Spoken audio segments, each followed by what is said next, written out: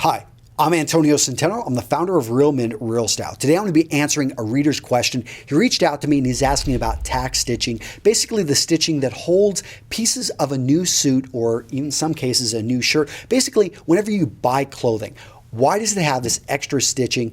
Should I take this off? Should I remove it? Do I need to leave it? I'm going to be answering that question. But before I get into that, make sure to subscribe to my channel here on YouTube. That way these videos come right to you. In addition, if you like this, if you find it useful, would appreciate the like. And if you want more information, I've got my free 47-page ebook over at Real Men Real Style. Go grab it. 47 pages of solid information. I've had people write me back saying that this free ebook has literally jump-started their style, basically for them to care about this, and they've learned so much just in that free ebook, so go check it out. Okay, so the question that came in is, Antonio, I've got a quick question in regards to tack stitching on clothing. Yesterday, I made my first big purchase. Congratulations. And I bought a wonderful 3/4 length Van Gils top coat in a blue herringbone pattern. And he's going into detail about this, but here's the question. There's a single long but not loose stitch across the notch of the lapel, and he's wondering, does this need to come off? So basically, the notches on his lapel are connected to the jacket. And we're often going to see this on pockets as well. Up here in the breast pocket, we'll see this sewn together.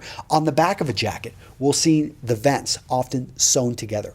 And so he goes into a little bit more detail, but his question is, should I cut this out? Should I remove this?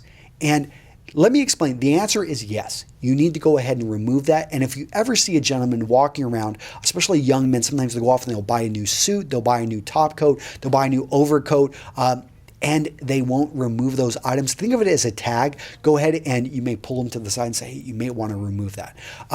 But some of them, it's not as obvious. I mean, you open up your pocket here, or you try to open it up, and there's stitching in there. And it looks like it's actually done pretty well. So should you just cut through that and have it removed? If you're ever in doubt, take it to a local tailor. He'll help you out. He's not going to judge you, and he'll be able to fix it really quickly.